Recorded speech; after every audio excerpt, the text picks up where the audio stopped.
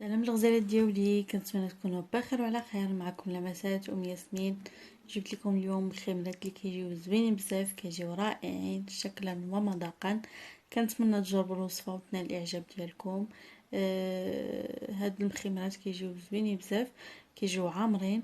وغادي نبداو على بركه الله. بالنسبه للمكونات غادي نحتاجو زلافه ديال دقيق القمح، غادي ناخذ صفايه وغادي نغربلها.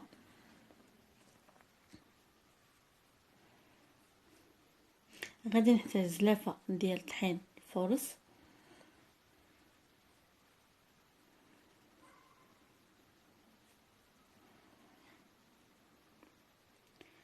غادي نحتاج معلقه كبيره ديال الخميره حبيبات،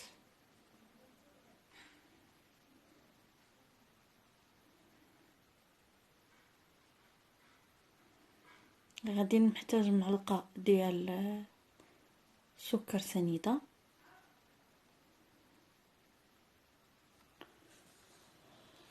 وغادي نحتاج شويه ديال الملحه على حسب ذوق كل واحد،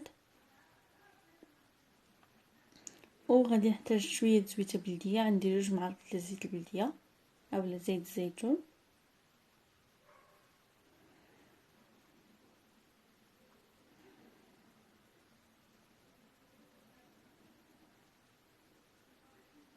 وغادي نحتاج الماء دافي باش نعجن العجينه.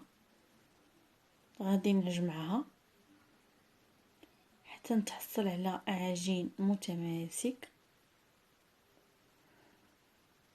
نبقى نزيد الماء تدريجيا حتى تجمع ليا العجينه.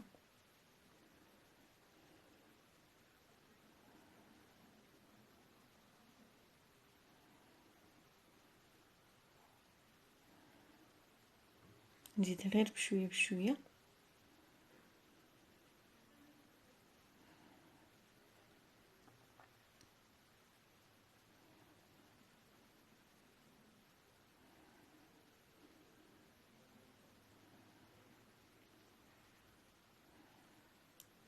غير غادي نجمعها، ما غاديش ندلكها.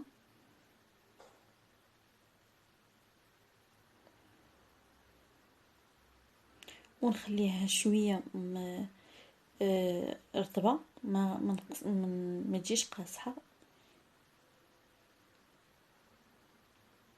غادي ناخذ شويه زويته وغادي ندهن يديا ونجمعها بحال هكا باش ما تلصقش لي في يدي. وغادي ناخذ واحد الكيس بلاستيكي وغادي نحطها فيه ونخليها تختمر لمدة نصف ساعة أو لا ساعة على حسب. وبالنسبة للحشوة غادي نحتاج شوية الكفتة، وانتما كيبقى لكم الاختيار، ديروا الحشوة اللي بغيتو. انا غادي ندير شوية الكفتة. غنحتاج بصلة مقطعة طريفات صغار، غادي نحتاج واحد كاشيرة او لانشون، غادي نقطعها حتى هي كذلك على شكل مربعات.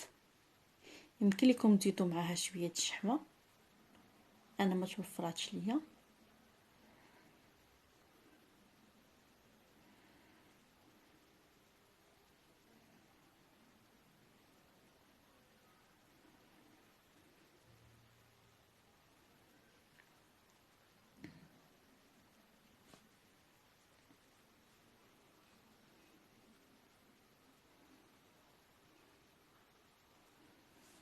غادي نقطعها كما كتشوفوا طريفات صغيورين.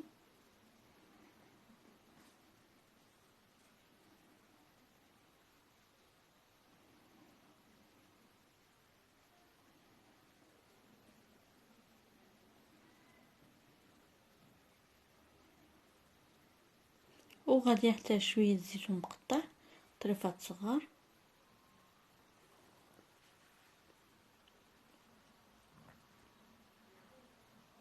غادي نحتاج واحد 4 معالق ديال الهريسه.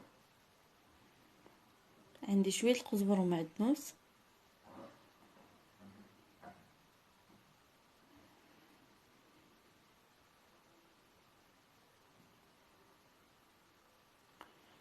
وبالنسبه للتوابل غادي نحتاج شويه الملحه، شويه التحميره البابريكا، غادي نحتاج شويه الكمون، شويه الخرقوم، وشويه زويته بلديه.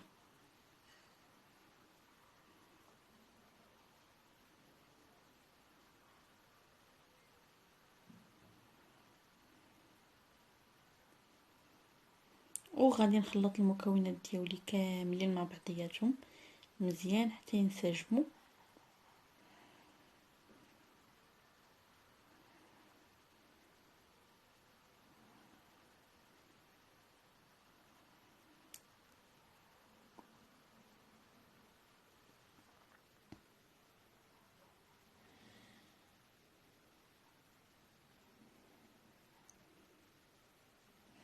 وها هي الحشوه ديالي واجده. ها هي الخميره ديال العجينه ديالي من بعد ما خمرات. غادي ندهن يدي بشويه زويته وغادي نجبدها باش ما تلصقش ليا في يدي.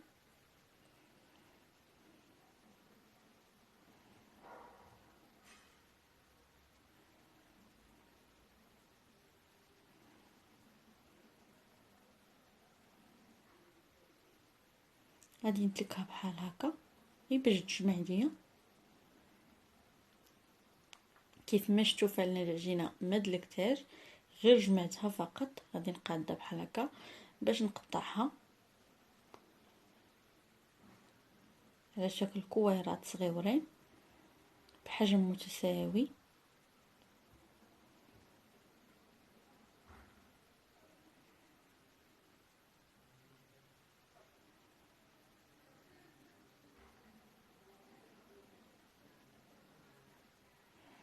عطاتني هاد العجينه هادي 7 ديال الكريسات.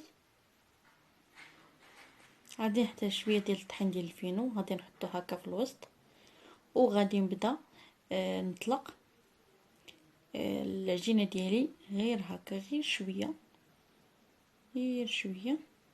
وغادي ناخذ شويه ديال الحشوه وغادي نحطها الوسط. كيف ما شفتوا فانا الحشوه ما طيبتهاش، فهي غادي طيب ليا من مع من نكون غادي نطيب كنطيب المخامر حتى هي كطيب وكتجي هكا زوينه وكتجي فتيه ومذاق رائع. ونحطها على جنب بعد ما كملت لجميع الكريسات او جميع المخمرات اللي عندي. فهي طريقه سهله وما كتاخذش لينا الوقت بزاف، دغيا كتوجد معنا وكيجيو هكا زوينين هكا الكوتي اولا هكا في رمضان. هما كيجيو زوينين وكيجيو كيشبعوا، كيجيو لذاذ بزاف.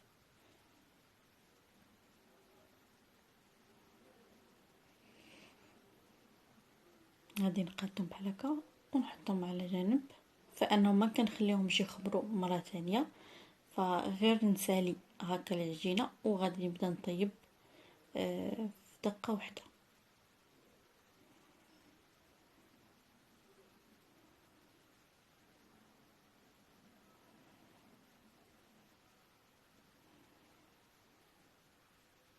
يمكن لكم ديروا فليفله، يمكن لكم ديروا هكا شويه القرعه شويه خيزو، اللي بغيتو يمكن لكم تزيدوها. فانا عطيتكم غير الفكره وانتم كيبقى لكم الحشوه كيبقى لكم اختيار في الحشوه. من بعد ما كملت غادي نقرصها غير شويه ونحطها فوق المقله اللي كنكون سخنتها من قبل على درجه حراره متوسطه باش يطيب لينا على خاطرو وما يتحرقش لينا وطيب لينا الحشوه. غادي ندهنها بشويه زويته بلديه على هذا الشكل هذا. وغادي نحط العجينه ديالي كيف ما كتشوفوا. غادي من بعد ما طيب لي من التحت غادي نقلبها اي فوالا البنات، هذا هو الشكل النهائي ديال المخيمرات ديالنا. كيجيو على هذا الشكل هذا، كيجيو رائعين شكلا ومذاقا. كنتمنى تجربوا الوصفه وتنال الاعجاب ديالكم. كانت معكم لمسات ام ياسمين، كنتمنى تكونوا كاملين بخير وعلى خير، ونتلاقاو في وصفات تانية ان شاء الله.